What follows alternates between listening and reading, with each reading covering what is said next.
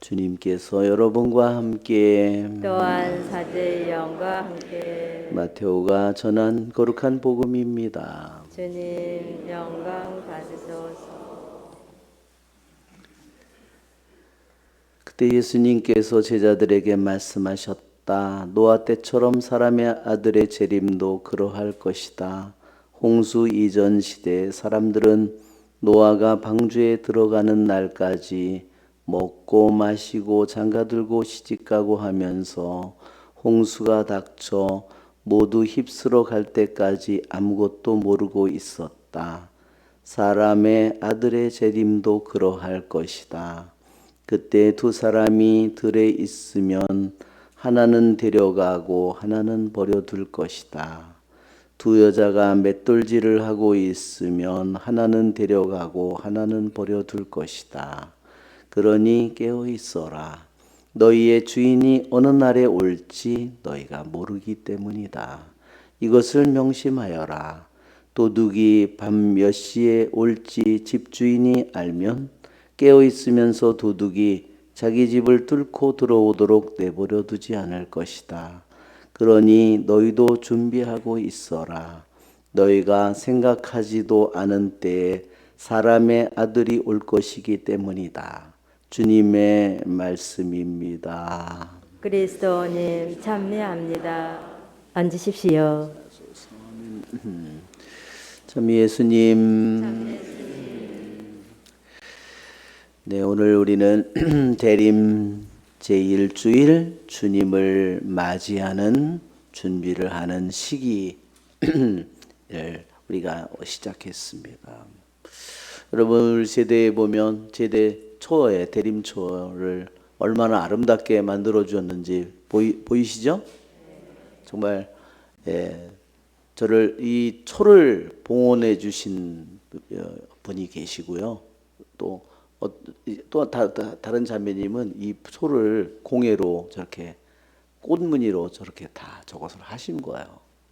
정말 저걸 보기만 해도 우리들이 대림절을 우리들로 하여금 저 어떻게 준비해야 되는지 우리들에게 정말 생각하고 우리들의 마음을 준비시켜 주는 것 같습니다. 그렇죠? 정말 우리들의 이 대림절에 수많은 우리의 기도와 사랑의 꽃이 끊임없이 피어서 하느님께 올라가기를 바라는 그런 마음을 저렇게 봉헌해 주시고 저것을 이렇게 작품을 만들어 주셨어요. 우리 제대에 있는 초도 그렇죠? 너무나 감사를 드립니다.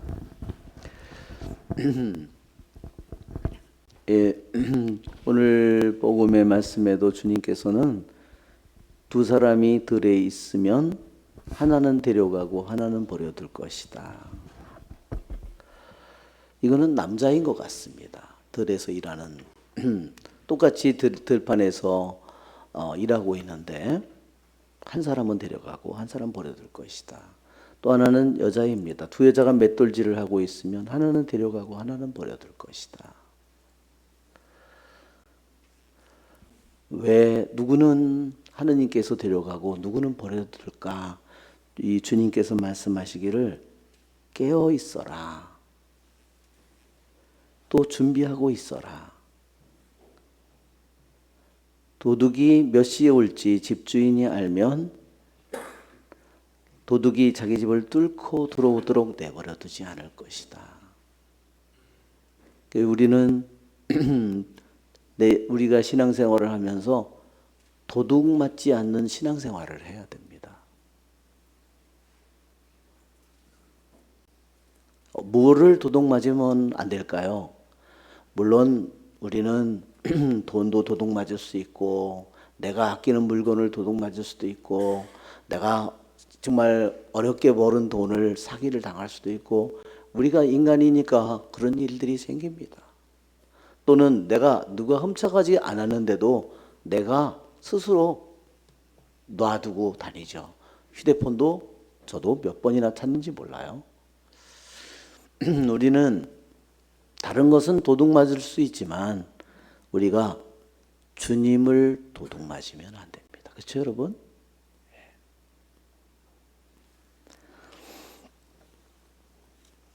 주님께서 깨어 있으라고 하는 것은 바로 주님을 도둑맞지 않도록 우리를 가르치시는 겁니다. 우리 성 베르나르도는 이렇게 말했습니다. 이 세상에 우리 신자에게 세 가지의 적이 있는데 하나는 사탄의 영이고 또 하나는 세상의 영이고 하나는 육신의 영이라고 그랬어요. 육신과 육신의 영은 다른 겁니다. 육신은 하느님이 우리에게 만들어준 거잖아요. 하느님이 우리에게 만들어준 육신 자체는 아름답고 거룩하고 선한 것입니다. 그런데 육신의 영은 육체 자체와 달라요. 왜? 육신의 영이라는 것은 뭐냐면 육체가 전부라고 하는 겁니다. 육체의 건강이라든지 미모라든지 그런 게 전부라고 하는 겁니다. 그건 육신의 분명히 영이에요. 육신은 아닌데 육신에 대한 어떤 생각이잖아요. 그것은 육신의 영입니다. 또 하나는 뭐냐면 세상이에요.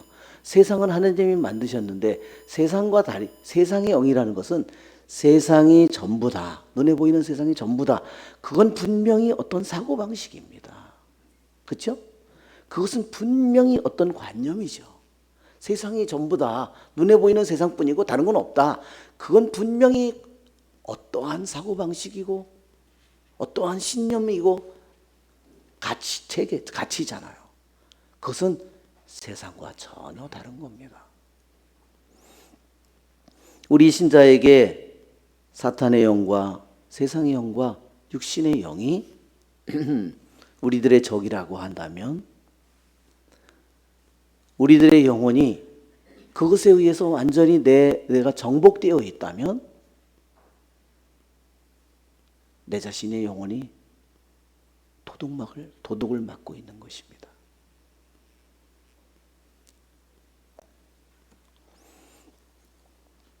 오늘 이 독서에 여러분이 잠에서 깨어날 시간이 되었습니다. 밤이 물러가고 낮이 가까이 왔습니다. 왜 그럴까요? 왜 잠에서 깨어날 시간이 됐고 밤이 물러가고 낮이 새벽이 가까이 왔을까요? 그것은 그분이 끊임없이 나에게 오시기 때문입니다. 빛이신 그분이 나에게 끊임없이 나에게 그분이 상냥함으로 부드러움으로 그분이 나에게 당신의 사랑으로 끊임없이 나에게 다가오십니다. 영원한 빛이신 그분이 우리들에게 이렇게 다가오는 것입니다. 그런데 우리는 어떤 잠을 자고 있나요?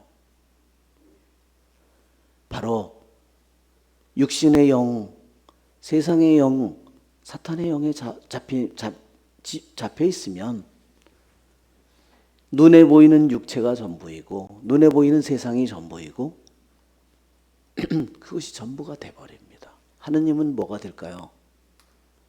하느님은 껍데기가 돼버리고 마는 것입니다.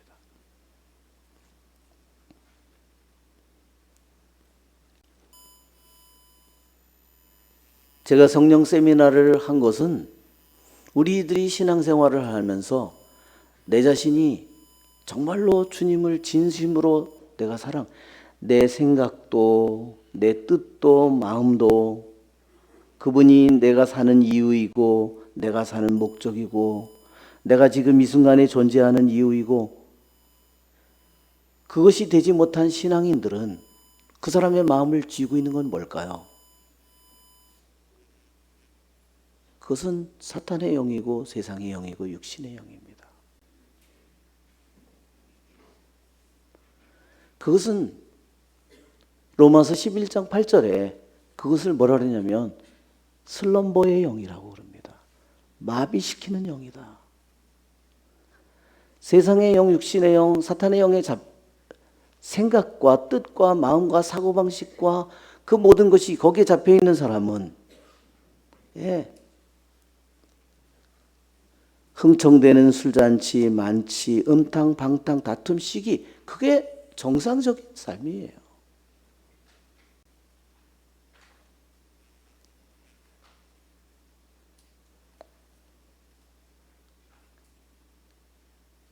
그러기에 주님께서는 우리들이 깨어나라고, 잠에서 깨어나라고, 그 어둠에서 깨어나라고, 주님은 끊임없이 당신은 영원한 빛으로 끊임없이 나에게 다가오시고 내 안에 들어오시고 끊임없이 나를 건드리시고 나의 어깨를 두드리시고 나의 눈길을 그분이 기다리십니다.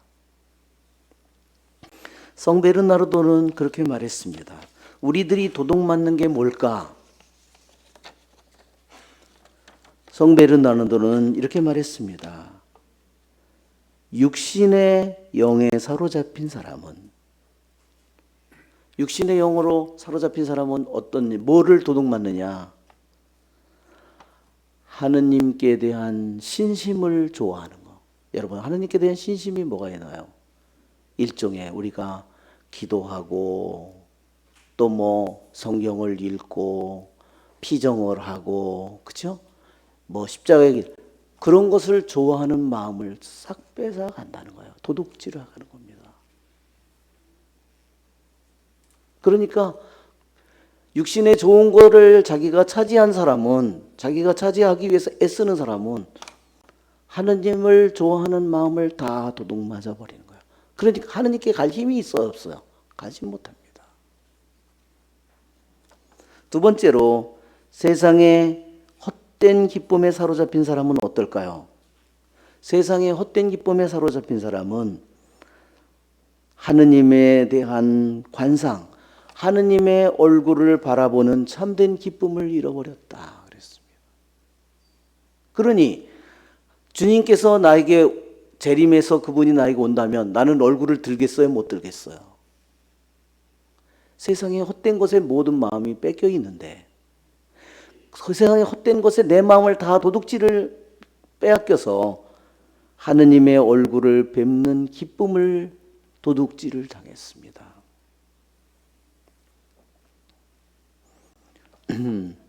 이번 금요일에 어떤 자매님이 기도를 받았습니다. 그분에게 주님께서는, 그분이 여러 사업을 하고 계십니다. 벌써 이미 몇 년 전에 그를 놓으라고 주님께서 말씀하셨어요. 왜? 이미 자녀들이 다 커서 이미 돈을 잘 벌고 있기 때문입니다. 근데 그것을 아직도 놓지 못했어요. 주님께서 이렇게 말씀하셨습니다. 내가 떠나가는 날 너는 알게 되리라. 헛것을 잡기 위해 인생의 보석 같은 날을 허비했다는 것을. 오늘날 보십시오. 다 수많은 사람들이 돈을 벌겠다고, 그러면 내가 젊은 엄마나 아빠들이 돈을 버는 것은 정상적이지만, 그러나 돈을 벌기 위해서 만약 한다면 내 어린 자녀는요, 부모를 잃어버린 겁니다. 그 아이가 영혼이 병든 거를 아무리 내가 번 돈을 다 갖다 줘도 치유할 수가 없습니다.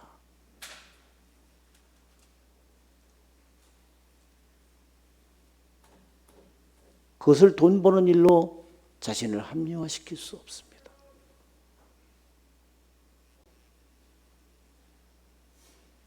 또 은퇴하신 분들은 돈을 버는 일에 몰두해 있습니다.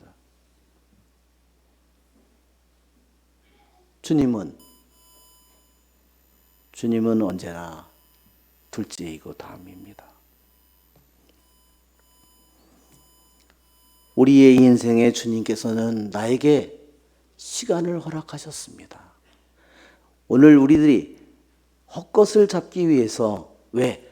죽음의 순간에 그것이 나에게 정말로 도움이 될까? 아니에요. 죽음의 순간에 내가 얼마나 내 인생의 시간을 잘못 살았는가를 내가 아무리 내 뼈가 다 닳도록 운다고 하더라도 그때는 이미 늦은 겁니다. 우리의 인생의 보석 같은 날이 뭘까요?